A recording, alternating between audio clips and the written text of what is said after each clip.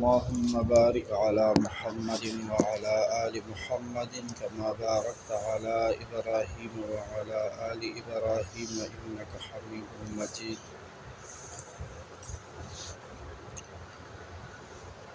مسلمان سپکاوی حرام دی. مخامخ سپکاوی ویو که په شیشای.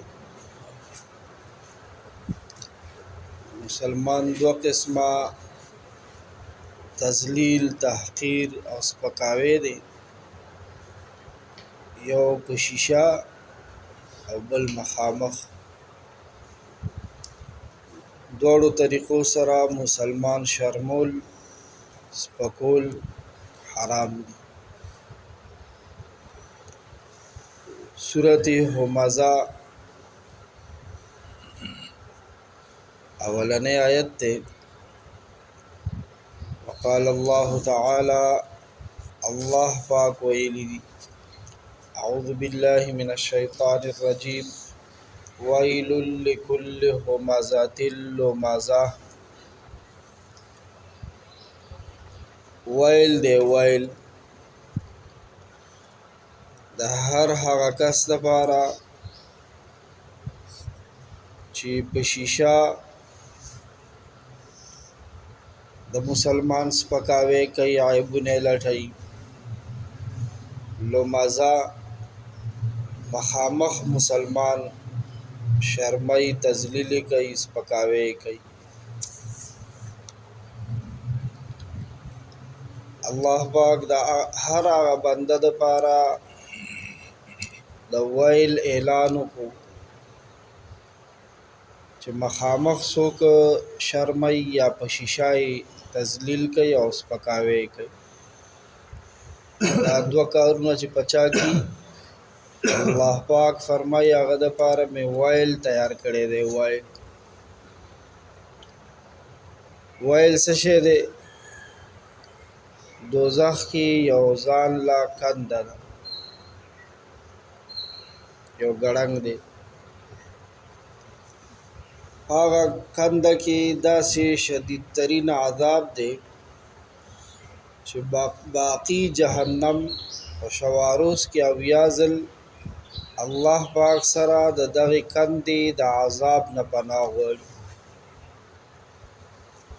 جهنم خدای ته وایي دې کندې نه مو ساته، او یو ځل نه اویا ځلې وایي.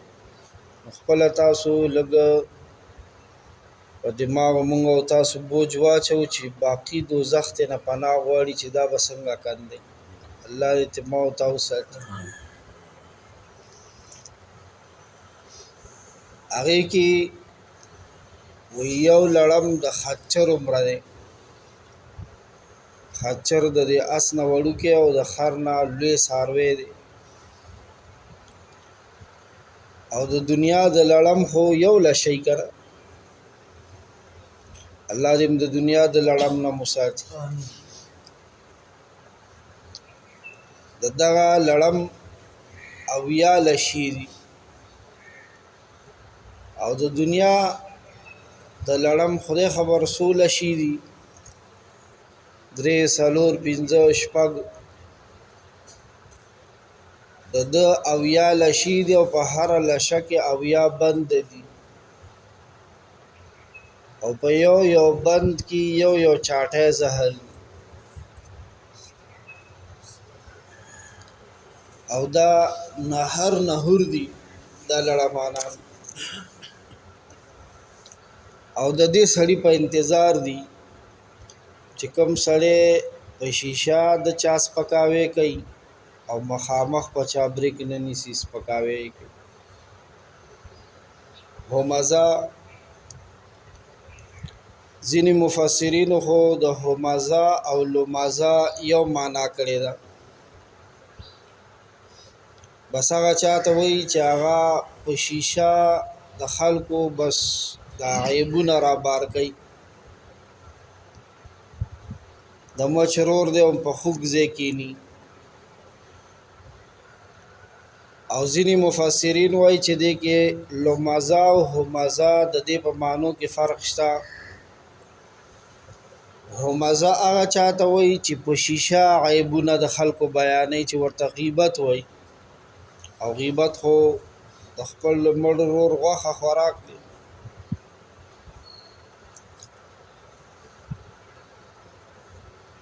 یا په شیشه هغه عیب بیانوي چې په هغه کې شته نو دا غیبت دی، او یا داسې عیب ورپسې تړي چې هغه خوار د هغه عیب نه خبر قدرم نه دی او زه ورپسې بیانوم، نو دې ته بیا الزام تراشي وایي.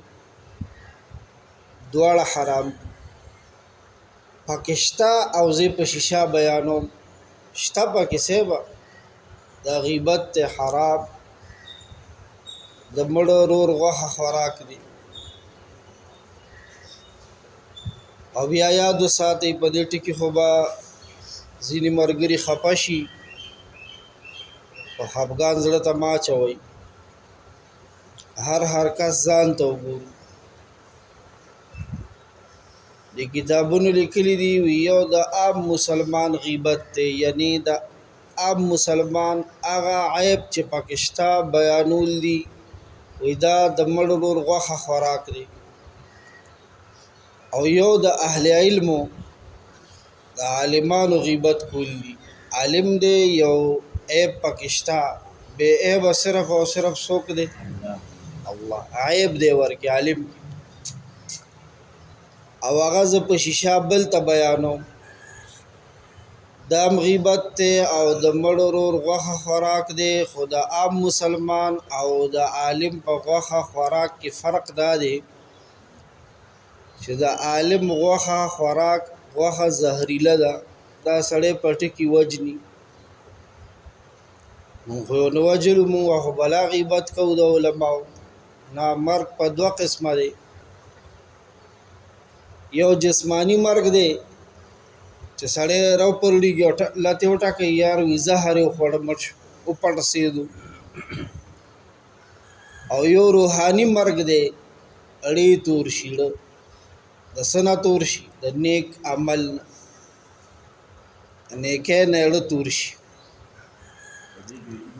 الله پاک دې مونږ او تاسو د عام مسلمانانو د غیبت نه مو ساتي، سوال وساتئ تاسو، او د علماو د غیبت نه دې الله پاک مونږ او تاسو وساتي. او لمزه هغه چاته ویلې کېږي چې هغه مخامخ د سړي څه کوي، سپکاوی کوي، مخامخ په چابرک نه نیسي، ځان کې زور ویني که مخکې ورته کمزوری ښکاري، مخامخ یې سنډي، دې کې دا دوړې مرالې، بعضې کس دوړه بازي که نه څوک هم نه معاف کوي، بس چې ورسره خو بس څوک یې مخې ته رالو که نه بس راچولی وي، هغه سره شریف سړی بیا تېرېدی هم نه شي، دوړه بازي چې خدای د خولې پورې سپی تړلی دی، اوس به څه به وایي، لکه بیا به څه وایي. نو د دې دواړو عملونو دپاره الله پاک وفرمایل ویل لکل همزة لمزة، چې کوم کس همزه لمزه د هغه دپاره د جهنم ویل کنده تیاره د الله دې ما او تا وساتي یا ارحم الراحمین.